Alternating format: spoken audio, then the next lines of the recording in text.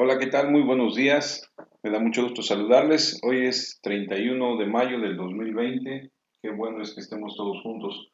Gracias a Dios por un momento más en su palabra. Les envío un afectuoso saludo a todos y a cada uno de los que escuchan esta transmisión.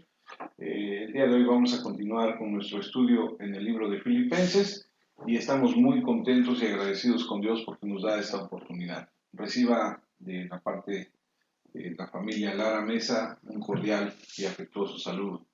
Antes de comenzar en nuestro estudio de Filipenses, vamos a orar, vamos a darle gracias a Dios por este día y por la oportunidad de estar juntos a través de este medio.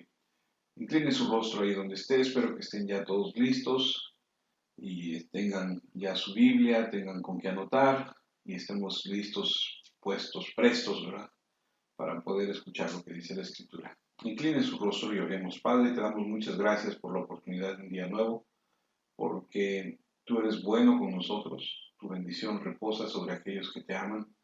Te agradecemos, Señor, tanto por tu bondad, tu misericordia, tu cuidado. Gracias por la vida de cada uno de nosotros, por nuestros seres amados, por lo que tú has comenzado en nosotros y por lo que estás haciendo, y por lo que vas a continuar haciendo, Señor, de acuerdo a tu perfecta y buena voluntad.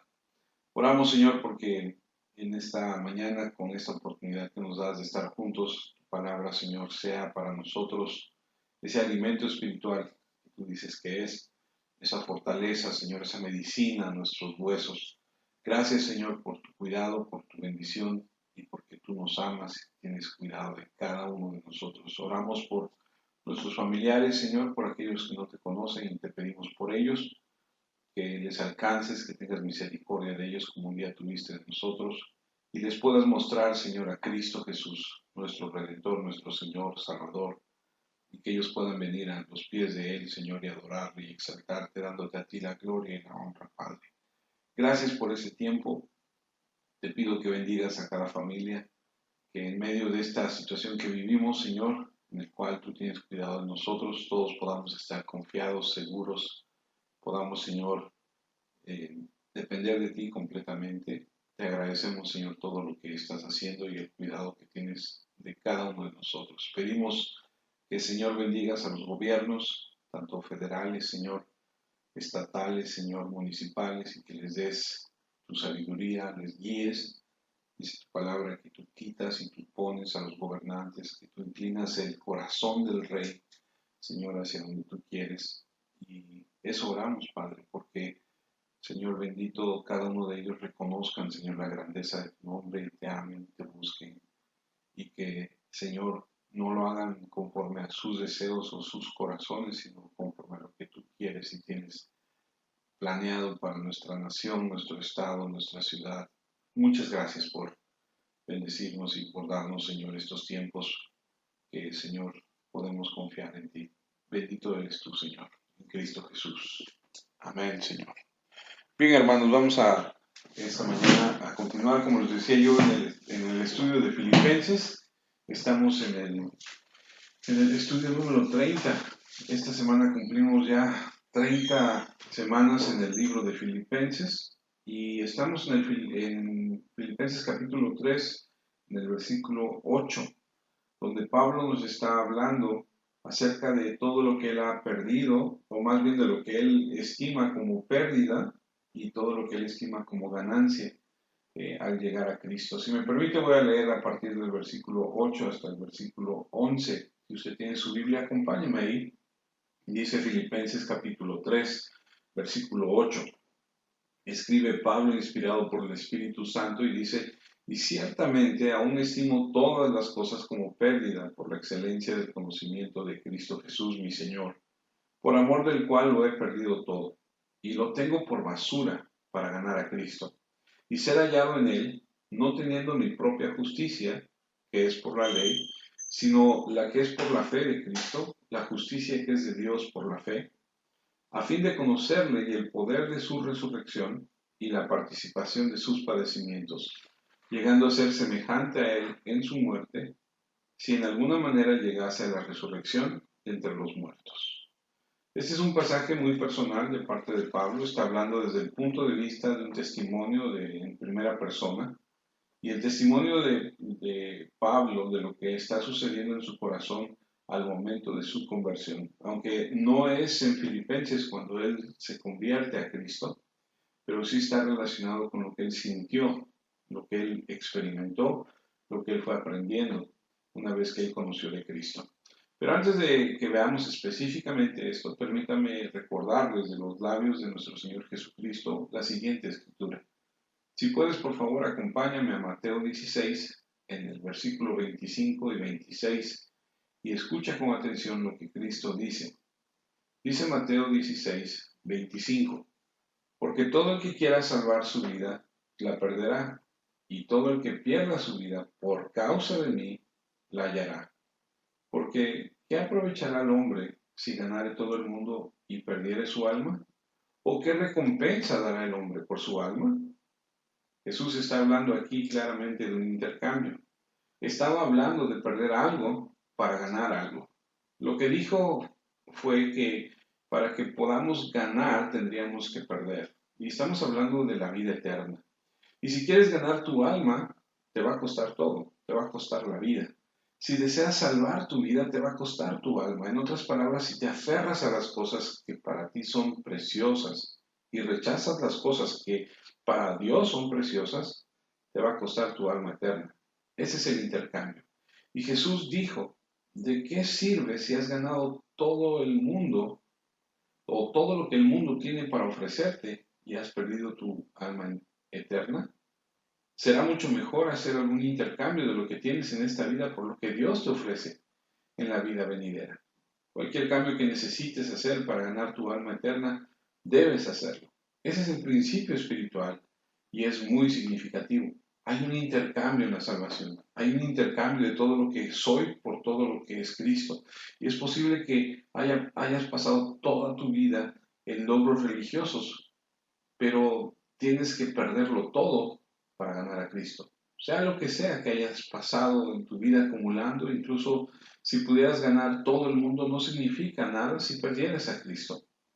Así que lo tienes que cambiar todo por Él. Eso es lo que Jesús está diciendo. La persona sabia mira todo en la vida, lo mide contra el valor de la pérdida de su alma eterna y dice, no vale la pena. Dejaré todo esto para ganar mi alma eterna. Siempre que hemos tenido la oportunidad de hablar con alguien, le comento y le digo, cuando tú vienes a Cristo, no se trata de que dejes de hacer esto, dejes de hacer aquello, se trata de perder tu vida completa, porque eso es lo que va a suceder. Mucha gente quiere venir a Cristo, pero quiere seguir teniendo las mismas relaciones con las personas que conoce, quiere seguir haciendo las mismas cosas que hacía, quiere seguir viviendo la manera en la que vivía, y no es posible. Cuando tú vienes a Cristo, tú tienes que dejar todo, te cuesta todo, pero ganas tu alma eterna. Es como el hombre que encontró el tesoro y vendió todo lo que tenía para comprar el terreno donde estaba ese tesoro. Al igual que el hombre que encontró la perla de gran valor y vendió todo lo que tenía para comprarla. El tesoro y la perla representan la salvación. El tesoro y la perla son Cristo y la salvación viene con Él. Y el hombre que encontró el tesoro dijo, esto vale más que cualquier cosa que poseo. Me desharé de todo con tal de obtenerlo. Y el hombre que encontró la perla dijo lo mismo. Ese es esencialmente el mismo principio. ¿Qué vas a dar a cambio de tu alma? Ese es el problema realmente. Con el joven rico, cuando Jesús se enfrentó, o más bien lo confrontó, él estuvo en el mismo dilema. Jesús vino a él y le dijo, esto es lo que tienes y esto es lo que tú posees. ¿Estás dispuesto a entregarlo todo por mí? Le dijo Cristo. La respuesta la conocemos todos. Dijo que no estaba dispuesto. El precio era demasiado alto para él. Y así mantuvo sus posesiones, pero perdió su alma eterna. Tomó una decisión tonta, una decisión eternamente costosa, porque incluso en este momento se encuentra en el infierno pagando. Toda persona enfrenta esta elección cuando está frente a Cristo. Y aquí está Cristo y Él dice que salvará tu alma eterna si renuncias a todo lo demás en lo que confías. Algunas personas dicen sí, pero desafortunadamente otras personas dicen no. Su destino eterno está determinado por lo que dicen. y por lo que hacen. Un hombre que dijo un rotundo sí fue Pablo. Y Pablo dice aquí, todo lo que tenía, dije que iba a ser una pérdida, lo cambiaré todo por Cristo, y es exactamente lo que él hizo. Y si le preguntas a Pablo, ¿qué dará un hombre a cambio de su alma? Pablo te va a decir, tiene que dar todo por su alma. El alma es muy valiosa. Y estaba dispuesto Pablo a renunciar a todo, y eso es lo que expresa aquí, porque el corazón del texto en el versículo 7, lo que sea que fuera ganancia para mí, esas cosas las he contado como pérdida para el bien de Cristo. Cambiaré todo por la perla, cambiaré todo por el tesoro, dice Pablo. Renunciaré a todo por Cristo, haré cualquier transacción para salvar mi alma eterna. Y así tienes el gran registro de la conversión de Pablo. Y aunque, como te dije hace un momento, no es en Filipenses cuando Pablo conoce de Cristo, sino en Hechos, y te voy a pedir que me acompañes allá, Hechos capítulo 9, versículos del 1 al 4, sí hay una conexión entre estas dos escrituras. Déjame tratar de explicarte el por qué. Dice Hechos 9, versículo 1, Saulo, que en aquel momento es Pablo, Saulo es Pablo, pero después se va a convertir en Pablo. Dice, respirando aún amenazas y muerte contra los discípulos del Señor, vino el sumo sacerdote, esta es la autoridad máxima, y le pidió cartas para las sinagogas de Damasco, a fin de que si hallase algún hombre o mujeres, hombres o mujeres de este camino, los trajese presos a Jerusalén. Mas yendo por el camino, aconteció que al llegar cerca de Damasco, repentinamente le rodeó un resplandor del cielo, de la luz, perdóneme, un resplandor de luz del cielo. Y cayendo en tierra, oyó una voz que le decía, Saulo, Saulo, ¿por qué me persigues? En el camino a Damasco, leemos aquí que el apóstol Pablo es confrontado por Cristo. Hasta este momento, Pablo ha contado con todas sus credenciales religiosas y su crianza y todo lo que leímos la semana pasada como ganancias, y Cristo como una pérdida. Es por eso que él anda en la persecución de los cristianos. Él piensa que tienen que deshacerse de Cristo y tienen que deshacerse del cristianismo y de los cristianos, pero ahora se encuentra frente a frente a Cristo, y leemos más adelante, usted lo puede hacer después, que Pablo se convierte al cristianismo. Y es obvio esto porque cuando llegas al versículo 11, Saulo está orando, y cuando llegas al versículo 15, está llamado a ser apóstol. Cuando llegas hasta el versículo 20 de esta misma escritura, está proclamando a Jesús por todas partes, diciendo que Él es el Hijo de Dios. Entonces sabemos que Él se convierte al cristianismo. Y el libro de los Hechos no nos dice nada acerca de lo que Pablo pensó sobre lo que él sabía o sentía. Lo que no tienes en Hechos 9 lo tienes en Filipenses 3. Tienes el incidente externo en Hechos 9, pero tienes la respuesta interna de Pablo en Filipenses 3. Por eso te digo que están conectados. Y entonces lo que tienes en Filipenses 3 es lo que sucedió o está sucediendo en el corazón de Pablo cuando él se topa con Cristo y conoce la verdad. Podríamos pensar en Pablo sobre si él sabía quién era Cristo, y la respuesta es sí, en cierto sentido. Por eso estaban matando cristianos. Entendía claramente quién decía ser, afirmaba ser el Mesías, afirmaba morir como sacrificio por el pecado, afirmaba resucitar de entre los muertos. Él conocía los hechos. También sabía que lo que los cristianos predicaban, sabía que predicaban un evangelio de gracia, no un evangelio de ley. Y eso era lo que él pensaba que era herejía también. De hecho, entendió quién era Cristo, entendió los hechos de su vida, también entendió los hechos del evangelio que los cristianos predicaban, y por eso los persiguió, porque pensó que era una herejía. De otro modo, no habría perseguido a los cristianos. Y tienes a este hombre muy religioso, como tienes a muchos otros que tal vez conozcas, que saben mucho y que han escuchado o que han leído, pero que realmente no son cristianos. Lo que él no entendía, entonces cuando fue confrontado por Cristo, lo entendió. Entonces él sabía acerca de Cristo y conocía el Evangelio de cierta forma, pero eso es diferente a ser confrontado con Cristo. ¿No es así? aquellos que hemos sido confrontados con Cristo y nuestra venda de los ojos ha sido quitada y la dureza de nuestro corazón ha sido quebrantada y lo que tapaba nuestros oídos ha sido destapado, hemos conocido de Cristo. Y cuando en el camino a Damasco Jesús lo detuvo en seco y fue confrontado por él y el Espíritu Santo comenzó a iluminar su corazón duro y quitó ese escudo de su entendimiento, comenzó a considerar a Cristo por primera vez. Ahora, por favor, tenga en cuenta esto. La salvación es un acto soberano de Dios por el cual invade la oscuridad del pecador, le da luz y lo salva. Pero la salvación no aniquila ni destruye las facultades humanas, las estimula. ¿Qué estaba experimentando Pablo en Damasco cuando fue salvo? ¿Qué estaba sintiendo? Bueno, él siempre había puesto toda su confianza en su carne. Esos son los versículos 3 y 4 del estudio que llevamos la semana pasada. Siempre había puesto toda su confianza en su propia capacidad humana, su religión, su sinceridad, su raza, su tribu, su rango, su justicia propia. Y todo lo tenía, como dijimos la semana pasada, en una columna de ganancias, por así decirlo. Todo lo que él había acumulado en una columna de activos. Y ahí es donde estaba toda su confianza para su salvación. Él creía que era salvo debido a ese privilegio religioso y todo lo que él había logrado y alcanzado. Ahora de repente se enfrenta a Cristo, el Espíritu de Dios le da un entendimiento y comienza a ver a Cristo por primera vez como el verdadero valor, la verdadera perla, ese tesoro tan grande.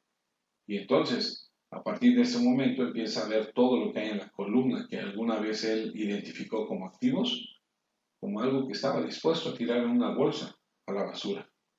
Y empezó a tomar a Cristo como un verdadero valor, un valor superior. E hizo el intercambio correcto. ¿Qué dará el hombre a cambio de su alma? Pablo lo dio todo, vendió todo para comprar el tesoro, vendió todo para comprar la perla. Así que esta es la descripción interna personal de lo que hizo Pablo cuando dio su vida a Cristo. Es una porción tremendamente significativa en las Escrituras. El versículo 7 de ahí de Filipenses 3 dice, pero cuántas cosas eran para mi ganancia, las he estimado como pérdida por amor de Cristo. Porque Dios me mostró claramente que solo Cristo podría salvar y solo Cristo podría proporcionar el camino hacia el reino de Dios. Y porque Dios me mostró que podría recibir solo por fe, no por obras. Estoy dispuesto a abandonar todo lo demás por Cristo. La salvación no está en otra cosa que no sea Cristo. No hay otro nombre bajo el cielo dado a los hombres por el cual debemos o podemos ser salvos que el nombre de Jesucristo. Dice Hechos 4, versículo 12. Acompáñame ahí. Hechos 4, versículo 12. En ninguno otro hay salvación, porque no hay otro nombre bajo el cielo dado a los hombres en que podamos ser, como dice, salvos. Entonces dijo, cuando vi la verdad de que todo eso no era bueno, que estaba condenando mi alma, que era una falsa seguridad, una falsa esperanza, una falsa salvación, lo destrocé todo. Es decir, lo aventé a la basura por Cristo. Y la semana pasada vimos lo que Él hizo. Tal vez si usted no lo escuchó, le gustaría escucharla y buscar en las grabaciones anteriores lo que hemos aprendido acerca de eso. Hoy vamos a ver lo que sigan. Son 5 puntos para aquellos que anotan. Son verdades profundas que abarcan todo esto. 5 cosas que obtienes cuando vienes a Cristo. Se las voy a dar las 5 y después las vamos a desarrollar una a una.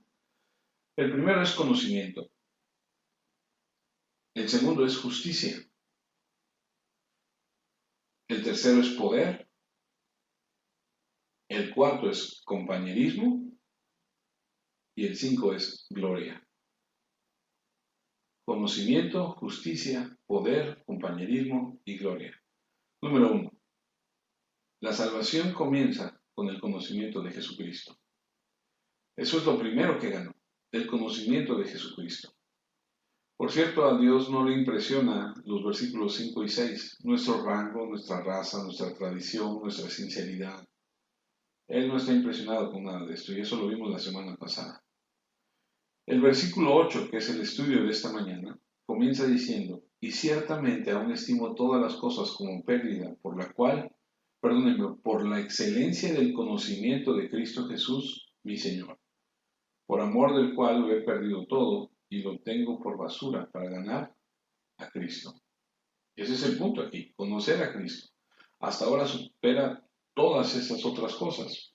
Con gusto, dice Pablo, me libraré de ellas para conocerlo. Y se refiere a lo que dijo en el versículo 5 y 6. No son solo esas cosas que venían como pérdida, sino que ve todo como pérdida en comparación a Cristo. No puedes confiar en nada, no solo en esas cosas, sino en tu propia sabiduría, intelecto, en tus instintos religiosos. Y alguien podría preguntarse, ¿qué quieres decir con todas esas cosas? Se refiere a cualquier tipo de lealtad o cualquier tipo de acto que uno piense que es meritorio ante Dios, por lo cual podemos ganar el favor de Dios con nuestras propias fuerzas. Pablo, ¿cómo puedes hacer una declaración tan radical? Podría pensar alguien. ¿Cómo puedes hacer una ruptura tan total de todo? Te diré por qué. Porque el versículo 8 dice, excelencia del conocimiento de Cristo Jesús. Por conocer a Cristo Jesús, mi Señor, lo que sea.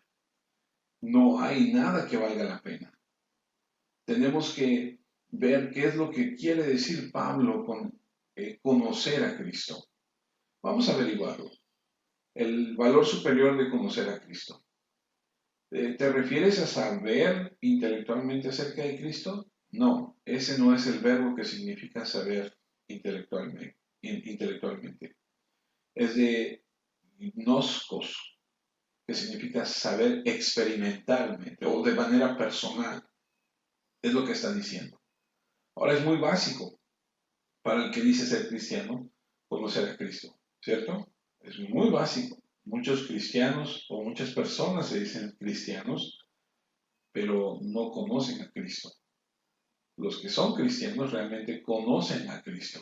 No sé si me explico. Mucha gente dice ser cristiana, mucha gente dice que es cristiana porque asiste a cierto lugar o porque conoce ciertas cosas, pero conocer a Cristo solamente los verdaderos cristianos. Vamos a Juan. Juan capítulo 10, versículo 14. Juan capítulo 10, versículo 14 dice, yo soy el buen pastor, está hablando Cristo, y conozco mis ovejas. Y escuchen, y subraye si es que puede, y las mías me conocen. Yo soy el buen pastor y conozco mis ovejas, y las mías me conocen. Juan 17:3. Y esta es la vida eterna, que te conozcan a ti, el único Dios verdadero, y a Jesucristo, a quien has enviado. La vida eterna está conectada con conocer a Dios al conocer a Cristo. Una escritura más. Ahora vamos a Primera de Juan. Primera de Juan 5, versículo 20. Primera de Juan 5, versículo 20 dice, pero sabemos que el Hijo de Dios ha venido y nos ha dado entendimiento. ¿Para qué? Para conocer al que es verdadero. Y estamos en el verdadero, en su Hijo Jesucristo. Este es el verdadero Dios y la vida eterna. Dice, nos ha dado entendimiento para conocer al que es verdadero. La salvación es conocer a Cristo. No es conocerlo intelectualmente, es conocerlo de manera experimental. Lo haces tuyo, es algo personal, es algo que vives. No nada más es en la cabeza, es en el corazón, es en todo. Ahora vamos a 2 Corintios, capítulo 4, versículo 6. 2 Corintios 4, 6. Porque Dios, que mandó que de las tinieblas resplandeciese la luz, es el que resplandeció en nuestros corazones para iluminación del conocimiento de la gloria de Dios en la faz de Jesucristo. Pablo dice, brilla la luz que revela el conocimiento de Jesucristo. Nuevamente, conocer a Cristo es sinónimo de salvación. Pablo ora para que podamos tener el espíritu de sabiduría y revelación en el conocimiento de Él. Ahora vamos a otra escritura. Efesios 1:17. Efesios 1:17. Para que el Dios de nuestro Señor Jesucristo, el Padre de gloria, os dé espíritu de sabiduría y de revelación, y luego subraye esto, en el conocimiento de Él. Muy diferente a alguien que solamente lo conoce de manera intelectual o que lo ha escuchado de vez en vez y se siente que es cristiano porque solamente va a alguna iglesia, se sienta y medio escucha y si le gusta pone atención y si no le gusta quien predica no pone atención y piensa en otra cosa y saca su teléfono como si estuviera viendo la Biblia, pero en realidad está viendo otras cosas. Ahora, vamos a ver un poquito más acerca de la palabra gnosis. Es G-N-O-S-I-S, gnosis. Entre los paganos se refirieron a este gnosis o a este conocimiento como la elevada comunión con una deidad. Déjame tratar de explicarte esto. Tendrían fiestas, esas fiestas terribles y tremendas donde es conocida como bacanal, fiestas donde beberían y beberían y beberían y beberían y creían que en su embriaguez ascendían a una altura en la que percibían a sus deidades en la intimidad. Pablo se refiere un poco más a esto en Efesios 5 cuando él dice que no debes embriagarte con vino, sino que antes sean llenos del Espíritu Santo. Eso no es nuevo, eso es lo que los paganos han hecho durante siglos, esa es la gnosis, el profundo conocimiento místico trascendente de un Dios. Y tienes este concepto de gnosis que significa conocimiento místico, elevado y trascendente de la deidad en la intimidad que la mayoría de la gente nunca experimentará. Y cuando Pablo le dice a los filipenses que salen de esa cultura pagana, renuncia a todo por el conocimiento superior a Cristo Jesús nuestro Señor, entiende lo que quiere decir con esa palabra gnosis. No está hablando de algunos hechos, sino que está hablando de una experiencia trascendente de comunión con Cristo el Señor en ese sentido exacto. También hay un contexto del Antiguo Testamento para esta palabra. La palabra gnosis es una palabra que viene de gnosco, que se puede traducir también del antiguo hebreo como Yadah, Y-A-D-A-H, que es en el Antiguo Testamento, y habla de una unión de amor. Cuando ves Yadah en el Antiguo Testamento, le dije que era griego, ahora es hebreo, perdóname, puede ser gnosco, que se traduce conocer. El chiste es que en el Antiguo Testamento esta palabra, conocer, tiene un vínculo muy fuerte con una unión de amor. Déjame tratar de explicar. Expresa un vínculo de amor. Por ejemplo, cuando Adán conoció a su esposa y ella tuvo un hijo, no significa que él supiera quién era ella. Ay, hola, ¿qué tal? ¿Cómo estás? Yo soy Adán. Ay, qué gusto, yo soy Eva. No se refiere a eso. Él sabía quién era ella. No había nadie más, solamente estaba ella. Acuérdense que hemos hablado de esto. Cuando Dios hizo a Adán y a Eva, no hizo a Juan y a Pedro y no hizo a Marta y no hizo a Sofía. Él hizo a Adán y a Eva. Entonces solamente estaban ellos dos. Entonces cuando dice la escritura que conoció a su esposa, no es la introducción de mira, te presento a, sino más bien habla de una relación íntima con ella. Cuando lees en el Antiguo Testamento que solo a Israel he conocido y lo que Dios quiere decir es que son las únicas personas que conoce, se refiere a que no es que no conociera a otros pueblos como tantos otros que hubiera alrededor, sino que era con quien él tenía un vínculo de amor íntimo. Hay intimidad ahí. La palabra conocer implica unión de amor.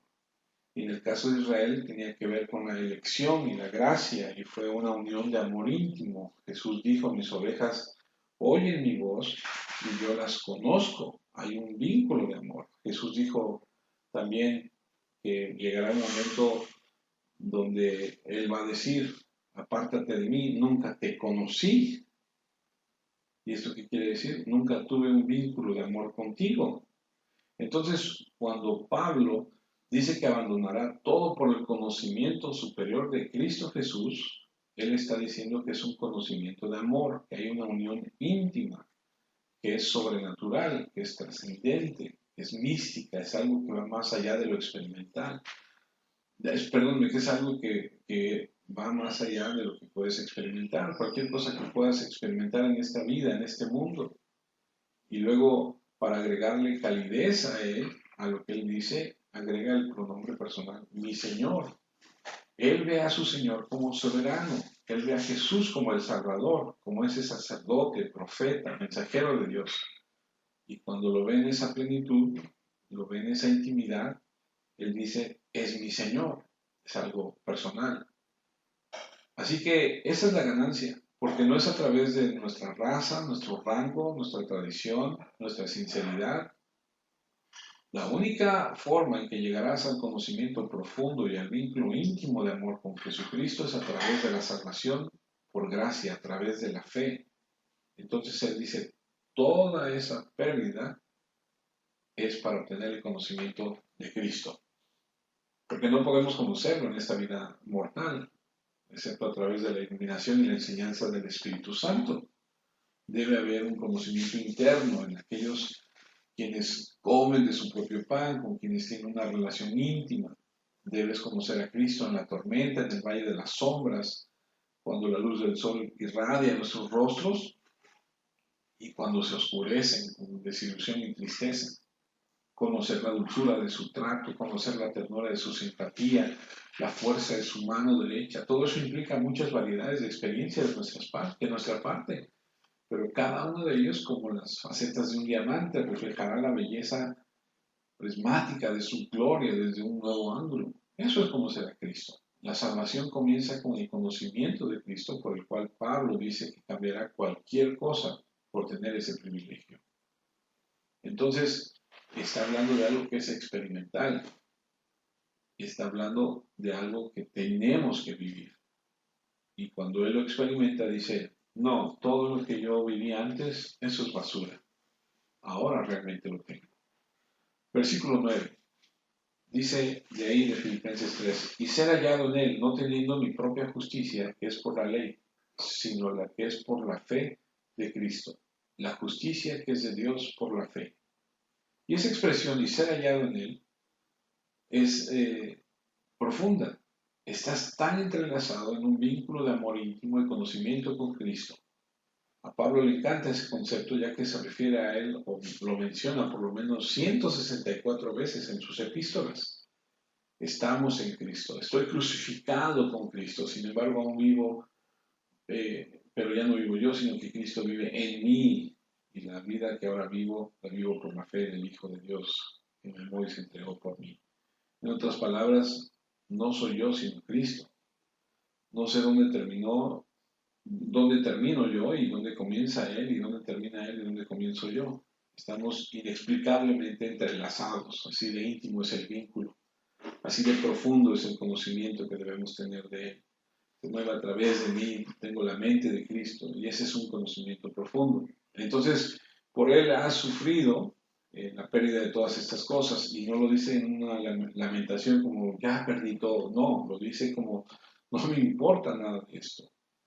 Y dice es estiércol, es excremento, es basura. Todo lo considero así por ganar a Cristo. He sufrido la pérdida de todas estas cosas y no me importa nada. Lo cuento como tirarlo a la basura, cambiar todo esto por Cristo, por ese conocimiento.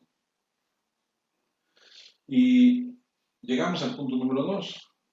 El siguiente es la justicia de Cristo. Versículo 9 dice, y ser hallado en él, no teniendo mi propia justicia, que es por la ley, sino la que es por la fe de Cristo, la justicia que es de Dios por la fe.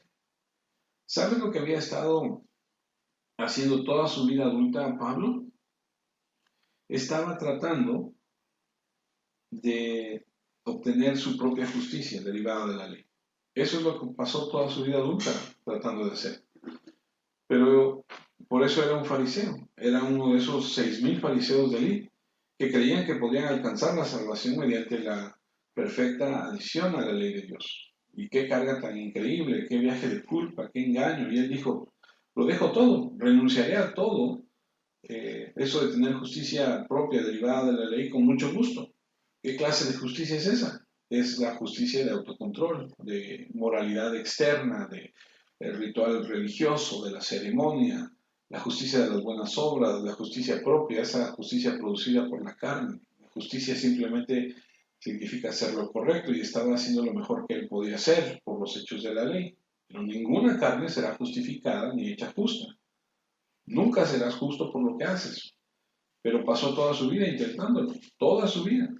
Y no se puede porque no conoce la justicia de Dios y busca establecer la suya. Ese es el problema.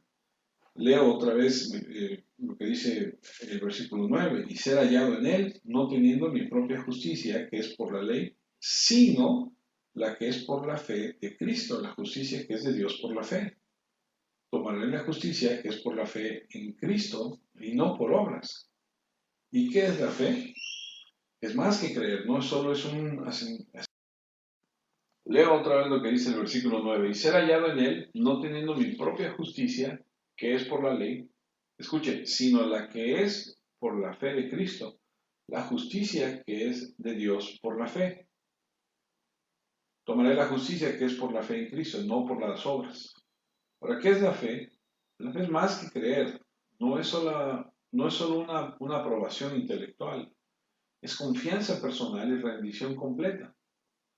Alguien dijo que es el sí del alma. Estás poniendo toda la confianza y la confianza en Cristo. Y así es como te salvas. Y cuando pones tu fe en Cristo, Dios te da su justicia. Es el versículo 9. Quiero la justicia que es a través de la fe de Cristo. La justicia que viene de Dios sobre la base de la fe. No la justicia humana sobre la base de obras que no agrada a Dios. Porque Dios no está impresionado. Porque lo mejor que puedes hacer con tus buenas obras es ser comparado con trapos sucios. Lo mejor que puedes hacer delante de Dios es como estiércol. Ahora, ¿cómo vas a ganar la justicia? ¿Qué es la justicia? Bueno, la justicia es estar bien con Dios, significa que Dios te acepta. ¿Cómo vas a ser aceptado por Dios? ¿Por tu propio esfuerzo? No, serás aceptado por Dios cuando tomes por la fe la justicia que Él te da, porque Cristo pagó la pena por tu pecado. Cuando tienes una relación correcta con Dios, no es por obras, es por fe.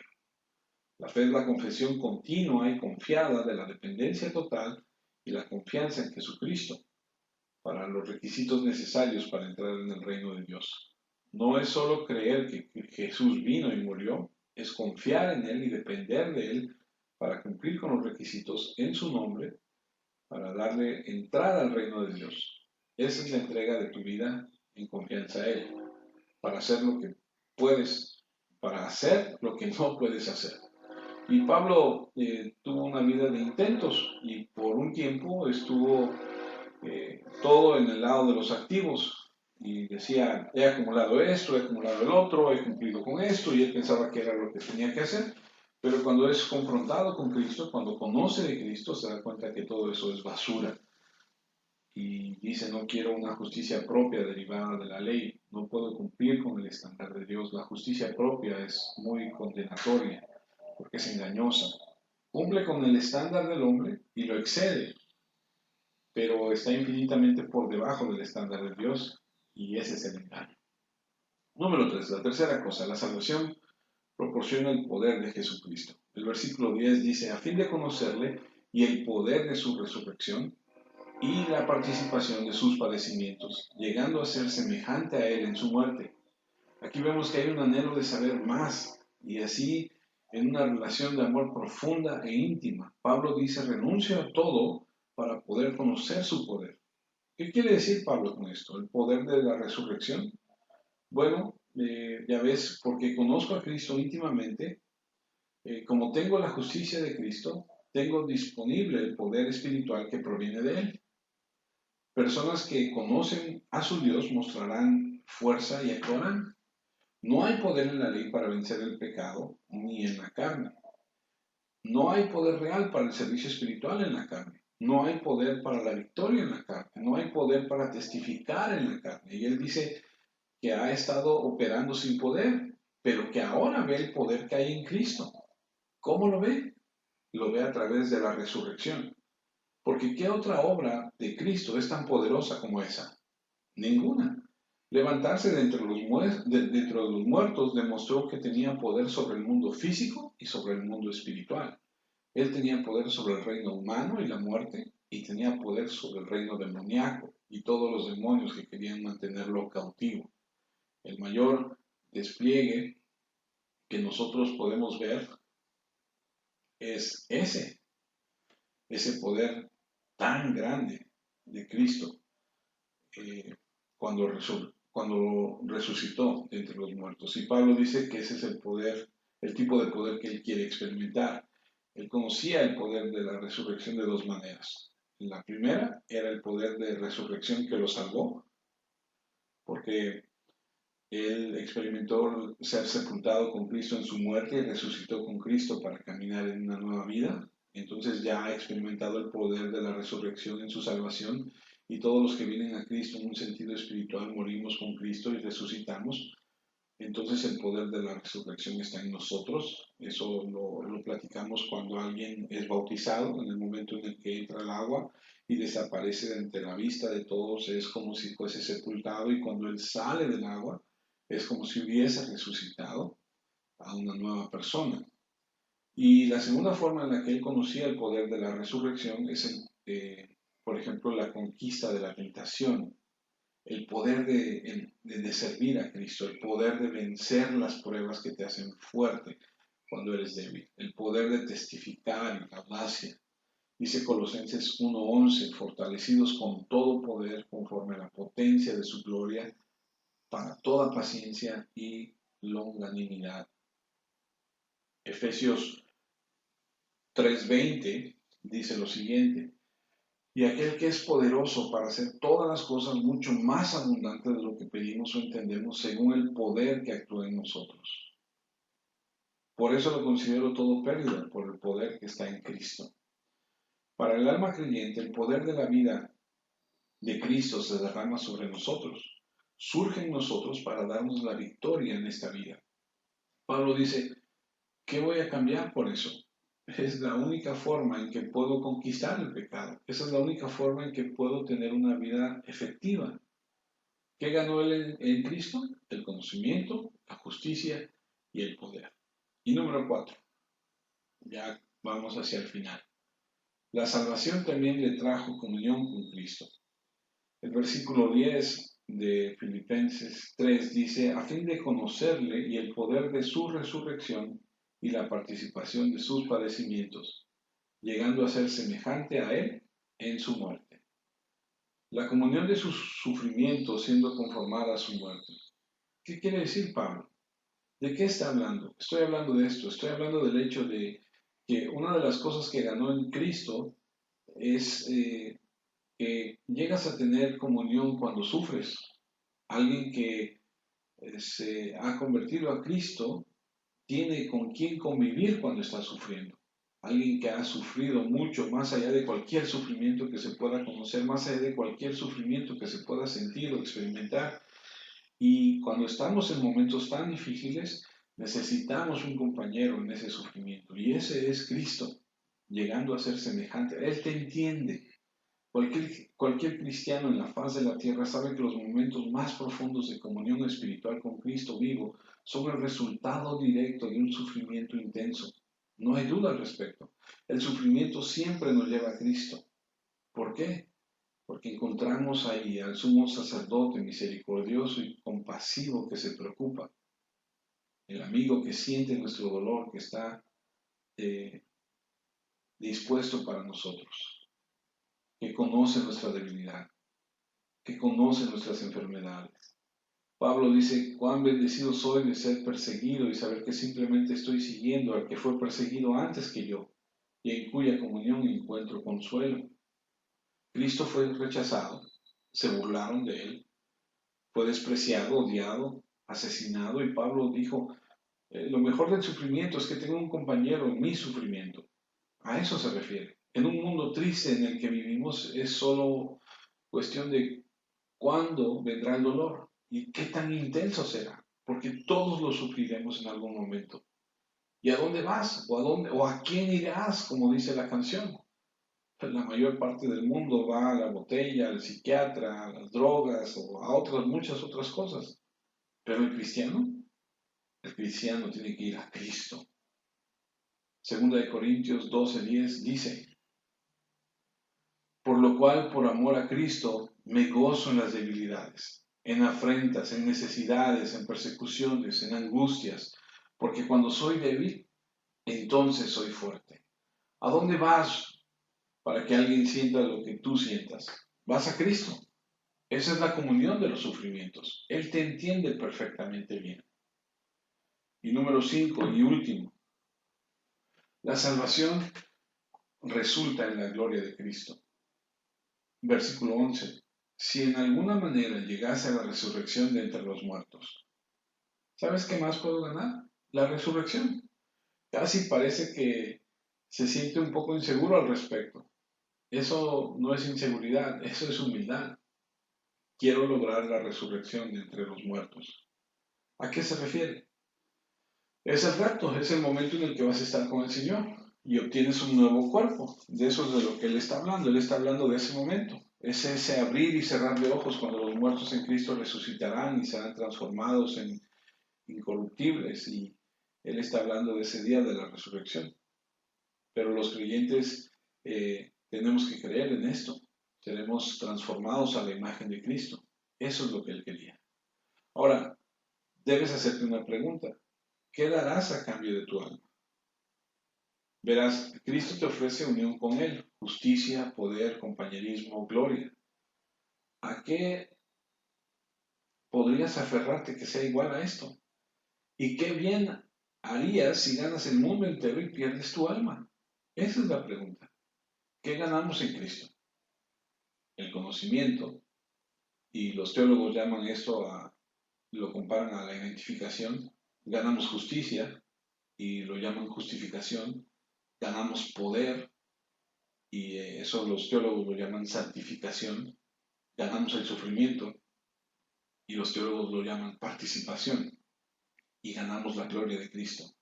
Y todos llamamos a eso glorificación. Esa es la perla, ese es el tesoro. Los hombres sabios venden todo para que eso sea suyo. ¿Y tú qué vas a hacer? Oremos. Señor, te doy gracias por este momento que nos das en tu palabra y por la oportunidad de estar, Señor, meditando en ella. ¿Qué enseñanza, Señor, traes a nuestra vida cada vez que estamos en tu palabra? Queremos ser como Cristo, Señor. Queremos, Señor, vivir una vida recta delante de ti.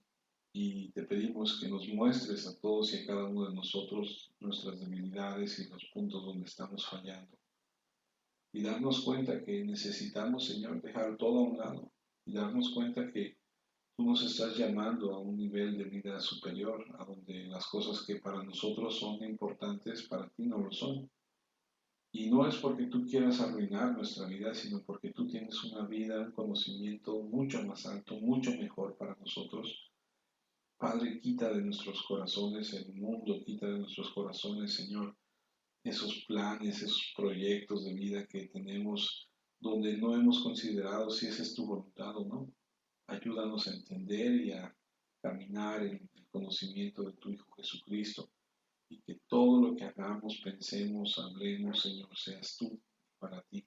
Que en otras palabras, nuestra meta en esta vida sea conocerte a ti y no obtener cosas o no alcanzar ciertos éxitos o tener ciertas cosas en la vida, sino tú, a ti, a Cristo.